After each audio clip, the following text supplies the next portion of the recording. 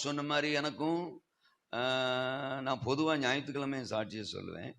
ஆமாம், எனக்கும் திருமணமாகி ஒரே ஒரு மனைவியும் இரண்டு பிள்ளைகளும் இருக்கிறார்கள். ஆமே. எங்கள் அப்பா அம்மா எங்களுக்கு ஆசீர்வாதமான பெற்றோர்.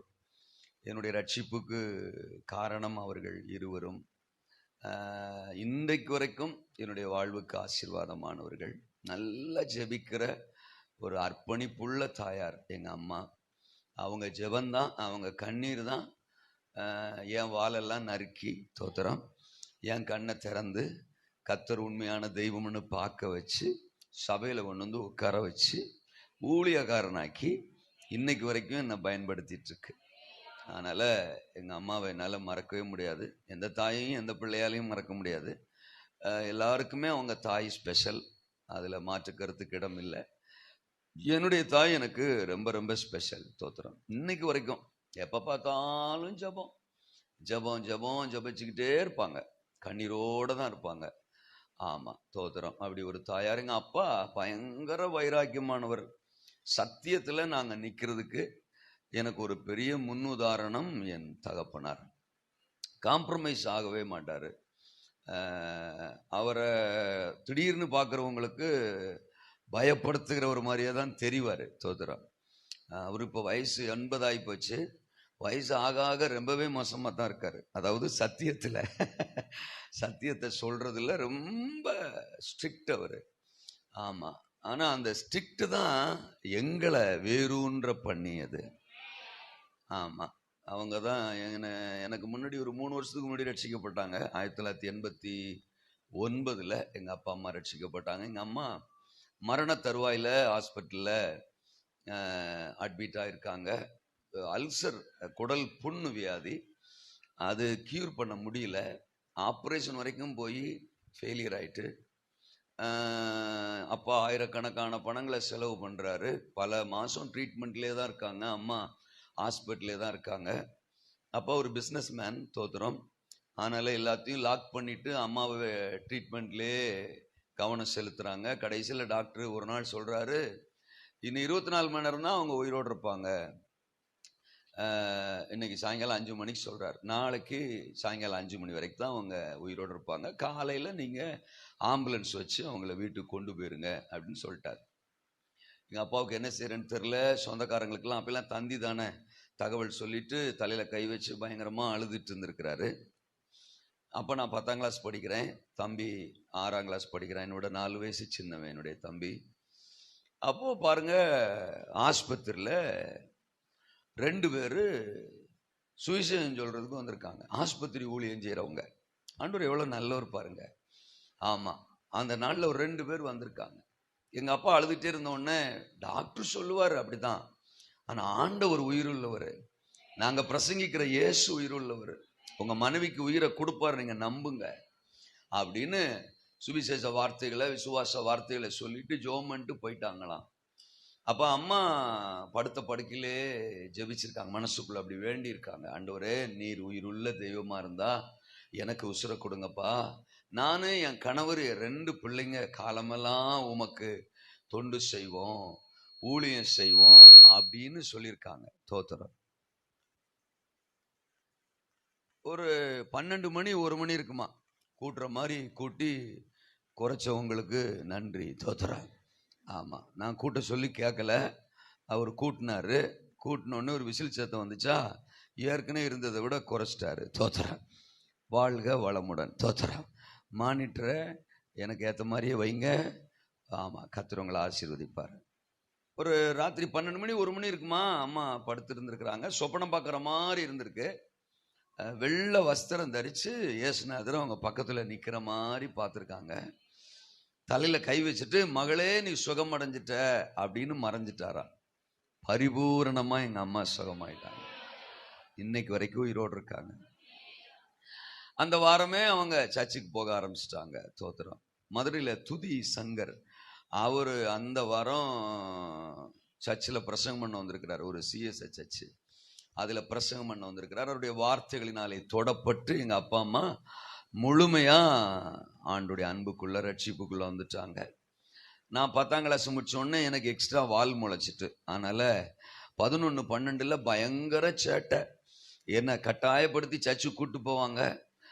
எனக்கு சர்ச்சுக்கு போகிறதெல்லாம் பிடிக்காது, பாஸ்டர் பிடிக்காது, பாட்டு பாடுறது பிடிக்காது, ஒன்றும் பிடிக்காது. எனக்கு புது புது ஃப்ரெண்ட்ஸ் அப்போ தான் கிடைச்சாங்க. இந்த கிராமத்துலேருந்து ஒரு சிட்டி வாழ்க்கைக்குள்ளே வந்தேன். ஆனால் இந்த ஃப்ரெண்ட்ஸுகளோட சேர்ந்து ஊரை சுற்றுறதே எனக்கு பொழப்பாக போச்சு. 10th நான் நல்லா படித்தேன். டிஸ்ட்ரிக்ட்லேயே நான் செகண்ட், எங்கள் ஸ்கூலில் நான் ஃபஸ்ட்டு.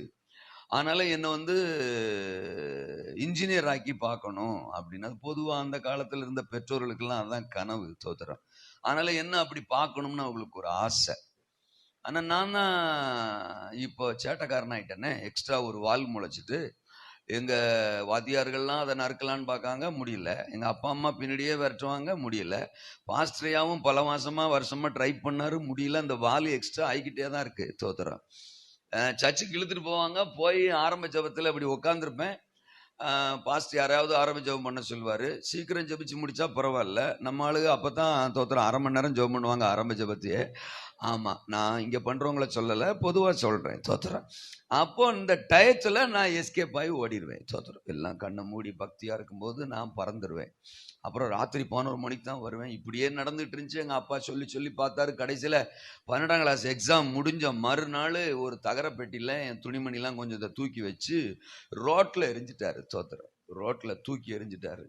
அப்போ சொன்னார், உனக்கு ஏசுநாதரை தெரியும், உங்கள் அம்மா உசுரோடு இருக்கிறதுக்கு காரணம் யாருன்னு உனக்கு தெரியும்.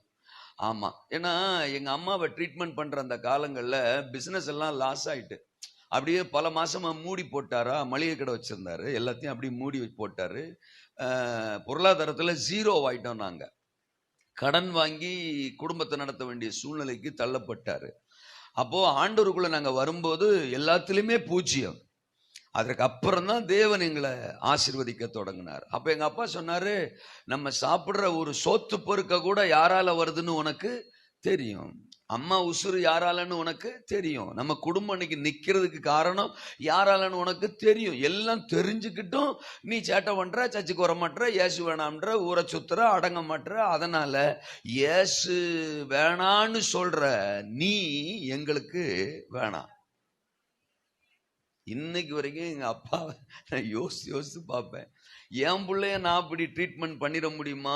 கண்டிப்பாக என்னால் முடியாது. அது எங்கள் அப்பாவால் மட்டும்தான் முடியும். தோத்துறேன். ஏசு வேணும்னா பெட்டி தூக்கிட்டு உள்ளவா, இல்லைன்னா நீ எங்கே வேணாலும் போய்க்கோ, எனக்கு அவசியம் இல்லைன்ட்டாரு. உடனே நானும் அப்போ வீரம் இல்லை, ஏசு ரத்தம் ஜெயம், வால் தான் எக்ஸ்ட்ரா இருந்தது இல்லை. ஆமாம், பெட்டியை ஒரு கையில் தூக்கிட்டு ஒரு கையில் இப்படி விரலை வச்சுக்கிட்டு சவால் விட்டு சொன்னேன், ஏசு இல்லாமல் நான் வாழ்ந்து காட்டுவேன். ஏசுவான் ஏசு அப்படின்னு. தோத்துறான். அந்த பக்கத்து வீட்டில் இருக்கிறவங்களெல்லாம் பஞ்சாயத்துக்கு கூப்பிடுறேன், நீங்கள் வந்து எங்கள் அப்பாட்ட பேசுங்கன்னு. எங்கள் அப்பாட்ட எல்லாரும் சொல்கிறாங்க, ஏங்க சாமி இருக்க வேண்டியதான், பக்தி இருக்க வேண்டியதான், நீங்கள் வயசில் பெரியவங்க சர்ச்சுக்கு போகிறீங்க, ஓகே. அவன் வாலிப பையன். தோத்துறோம். அப்படியே போக போக அவனும் வந்துட்டு போகிறான். இப்போ அவன் விருப்பப்படி விட்டான், அவன் சர்ச்சுக்கு தானே வரமாட்டேன்றான், அதுக்காக பெட்டியை தூக்கி வெளியில் போடணும்னா இருக்கு அப்படின்னு. என் பிள்ளைன்னே பார்க்காம பெட்டியை தூக்கி போட்டாள் நான். தோத்துறோம். அதனால யாரும் என்கிட்ட பேசுறதுக்கு இடமில்லை, இடத்த காலி பண்ணுங்கன்ட்டாரு. உங்கள் அப்பாட்ட ஒருத்தரும் பேச முடியான்ட்டு போயிட்டாங்க. ஆக எனக்கு ஒரு வக்கீலும் இல்லை. தோத்துறோம். அதனால பெட்டியை தூக்கிட்டு சவால் விட்டுட்டு பெட்டியை எடுத்துக்கிட்டு கிளம்பிட்டேன். எங்கள் சொந்தக்காரங்க வீட்டுக்கு போய் அவங்க பெந்தகோஸ்தில சேர்ந்துட்டாங்க, அல்லேலூயா சர்ச்சுக்கு போறாங்க, ஏசுநாதரை ஏத்துக்கிட்டாங்க, ஆமா ஞானசானம்லாம் எடுத்துட்டாங்க அப்படின்னு எங்க தாத்தா பாட்டிகிட்ட சொன்ன உடனே, ஆத்தாடி நீ ஒருத்தனாவது தப்பிச்சு வந்தியடா, நம்ம குடும்ப பேரை காப்பாத்துறதுக்கு நீ ஒருத்தனாவது இருக்கியடா, நீ தாண்டா தங்கம் அப்படின்னு என்னை சேர்த்துக்கிட்டாங்க. இன்ஜினியர் எங்க படிக்க, +2ல நான் ஃபெயில் ஆயிடுவேன்னு நினைச்சேன். ஏன்னா அம்பிட்டு சேட்டை. ஆனா எங்க அம்மா பண்ண ஜெபமோ தெரியல, ஆண்டவர் அவங்க கண்ணீருக்காக வேண்டி என்னை பாடுற மார்க்ல பாஸ் பண்ண வச்சாரு. ஆமா, 10th மார்க்கையும் +2 மார்க்கையும் கம்பேர் பண்ணா சம்பந்தமே இருக்காது. தோத்திரம். அந்த மாதிரி ஆயிப்போச்சு. அதனால எங்க தாத்தா பாட்டி என்ன பண்ணாங்க, 10th மார்க் வச்சு பாலிடெக்னிக்ல சேர்த்தாங்க. இவனை எப்படியும் இன்ஜினியர் ஆக்கிடணும் அப்படின்னு என்ன பாலிடெக்னிக்ல சேர்த்தாங்க. தோத்திரம். அப்போ எங்க அப்பா அம்மாவே ஏமாத்தினாலே, எங்க தாத்தா பாட்டி ஏமாத்துறது எனக்கு என்ன சங்கடமா? ஆமா, வீட்டில இருந்து காலேஜுக்கு போற மாதிரி எல்லாத்தையும் வச்சு கொடுப்பாக, தூக்கிக்கிட்டு கிளம்புவேன். ஆமா, எங்கேயாவது ஒரு பைய போட்டுட்டு ஊரை சுத்திட்டு சினிமா பார்த்துட்டு அங்க போய் இங்க போய் சாயங்காலம் போல கரெக்டா எல்லா பிள்ளைகளும் வீட்டுக்கு வரும்போது வீட்டுக்கு வந்துருவேன். ஆமா, இப்படியே பல மாசம் போச்சு. ஆமா, காலேஜில இருந்து கார்டு வந்துட்டு எங்க வீட்டுக்கு, தோத்திரம், பைய சர்டிபிகேட் வந்து வாங்கிட்டு போயிருங்க அப்படின்னு. எங்க தாத்தா பார்த்துட்டு சொல்றாரு, அட்ரஸ் மாறி வந்திருக்குடா, தோத்திரம். ஏன்னா எங்க ஊர்ல இருந்து நிறைய பேர் படிச்சான், தோத்திரம். அப்போ வேற வீட்டுக்கு போக வேண்டியதை மாத்தி நம்ம வீட்டுக்கு போட்டிருக்காங்கடான்றாரு எங்க தாத்தா. அப்புறம் ஒரு மாசம் கழிச்சு திரும்ப ஒருக்கா கார்டு வந்திருக்கு. எங்க தாத்தாவுக்கு டவுட் வந்துருச்சு, என்ன திரும்ப திரும்ப கார்டு வருதுன்னு. நேரா காலேஜுக்கு போனா அந்த பயல அங்க காணும், நான் தான், தோத்திரம். ஆமா, எங்கன்னு விசாரிச்சு பார்த்தா மாட்டிக்கிட்டான், தோத்திரம். கடைசியில நடந்தது என்ன, என்னை எந்த அளவுக்கு நேசிச்சாங்களோ விரும்பினாங்களோ அந்த அளவுக்கு என்னை வெறுத்தாங்க, என்னை தூக்கி எறிஞ்சிட்டாங்க. நேசிக்க ஆள் இல்லை, புறக்கணிக்கப்பட்டேன். அவங்க பேரெல்லாம் ஊர்ல நான் ரிப்பேர் ஆக்கிட்டேன். அதனால என் மேல அவங்களுக்கு ரொம்ப கசப்பு வந்துட்டு, இப்படி என்னுடைய லைஃப் ரொம்ப மோசமானதா மாறிடுச்சு. இதுக்கு காரணம் எங்க அம்மாவுடைய ஜெபம், எங்க அப்பாவுடைய ஜெபம். குறிப்பா எங்க அம்மா வெள்ளிக்கிழமை வெள்ளிக்கிழமை வெள்ளிக்கிழமை வெள்ளிக்கிழமை தண்ணி கூட குடிக்காம முழு உபவாசத்துல இருப்பாங்க, ஃபுல் ஃபாஸ்டிங். சனிக்கிழமை காலைல தான் தண்ணி குடிப்பாங்க. என் மகனை நீங்க சந்திக்கணும் ஆண்டவரே, நீங்க இல்லாம வாழ்ந்து காட்டுவேன்னு சவால் விட்டு போயிருக்கான். நீங்க இல்லாம ஒரு நிமிஷம் கூட வாழ முடியாதுன்னு சொல்றவனா அவனை மாத்தி கூட்டிட்டு வரணும் ஆண்டவரே அப்படின்னு எங்க அம்மா கண்ணீரோட ஃபாஸ்டிங் ஜெபம். ஜெபத்தை ஆண்டவர் கேட்பார்ல, நீங்க ஆமீன் சொல்லலாட்டாலும் தோத்திரம். அவர் அங்க கேட்டு ஜெபத்தை கேட்டு தான் இங்க வேலை நடக்குது, தோத்திரம். ஆக படிப்பு போச்சு, பாசம் போச்சு, சொந்தக்காரங்க போயிட்டாங்க, எல்லாம் என்ன தோத்திரம் வெறுக்க ஆரம்பிச்சிட்டாங்க. அங்கங்க படுத்து கிடக்கேன், குப்பமேட்டில் கிடக்கேன், தோத்திரம். சோத்துக்கு வழி இல்லை, செலவுக்கு காசு இல்லை, யாரும் என்ன விசாரிக்கல. எங்கேயாவது வேலைக்கு போனா ஒட்டோட குச்சி மாதிரி இருப்பேன் நான், தோத்திரம். ஆனால ஒருவேளை இந்த வயசுல உனக்கே வேண்டாம் வேலை கொடுப்பான்னு ஒருத்தனும் சேர்த்துக்க மாட்டான். இந்த டிராக்டர்ல குப்பை அள்ளி கொண்டு போய் வயல்ல போடுவாங்க, அந்த வேலைக்கு 2 முறை கூட்டு போவான். குப்பை அள்ளுறது கூட நீ லாய்க்கலடான்னு அதுலயும் கழட்டி விட்டு போயிருவாங்க. கடைசியில ஒரு நாள் யாரும் இல்லாத ஒரு அனாதை மாதிரி ஒரு இடத்துல உட்கார்ந்துருந்தேன். ரொம்ப கலக்கம், கண்ணீர், கேள்விக்குறி, நோ மோர் ஃபியூச்சர் அப்படின்னு ஒரு கொஸ்டின் மார்க். என்ன செய்யலாம் என் மனசுக்குள்ள தோணுது, இனி இந்த உலகத்துல இருக்கிறத விட செத்துடலாம் அப்படின்னு. அந்த வயசுலயே சூசைட் பண்றதுக்கு கையில ஒரு தூக்கு கயிறை எடுத்துட்டு, தோத்திரம், நான் சாக போறேன், இடத்தையும் செலக்ட் பண்ணிட்டேன், இன்னும் கொஞ்ச நேரத்துல நான் சாகணும். அதான் ஒரு 5 நிமிஷம் 10 நிமிஷத்துக்குள்ள என் கதை முடிய போகுது, யாரும் என்னை சுத்தி இல்லை. அந்த நேரத்துல என் இருதயத்துக்குள்ள ஒரு சத்தம் தெளிவா கேக்கு, நீ என்ன நேசிக்கிற, சாரி, நீ என்ன வெறுக்கிற, நான் உன்னை நேசிக்கிறேன். ஏசு இல்லாம வாழ்ந்து காட்டுவேன்னு சவால் விட்டுட்டு வந்த நீ, சவால் விட்ட கையில தூக்கு கயிறு இருக்கு, தூக்கு கயிறு. இப்பவும் உன் வாழ்க்கைய என் கரத்துல ஒப்பு கொடுக்க முடியும்னா உலகம் பேசுற ஆளா உன்னை மாத்தி காட்டுவேன். யாரோ ஒருத்தர் என்கிட்ட பேசுற மாதிரி எனக்குள்ள ஒரு சத்தம் கேட்டுக்கிட்டே இருக்கு. இந்த சத்தம் கேட்க கேட்க எங்க பாஸ்டரை பேசுனது, எங்க அம்மா அப்பாவை பேசுனது, நான் சவால் விட்டது, இது எல்லாம் கண்ணுக்கு முன்னால படம் மாதிரி வந்து நிக்குது, தோத்திரம். என்ன அறியாமலே எனக்குள்ள அழுக, தேம்பி தேம்பி தேம்பி தேம்பி அழுகிறேன், தோத்திரம். அதே இடத்துல முழங்கால் படியிட்டு தூக்கு கயிறோடு என் வாழ்க்கையை இயேசுவின் கரத்தில் ஒப்பு கொடுத்தேன்.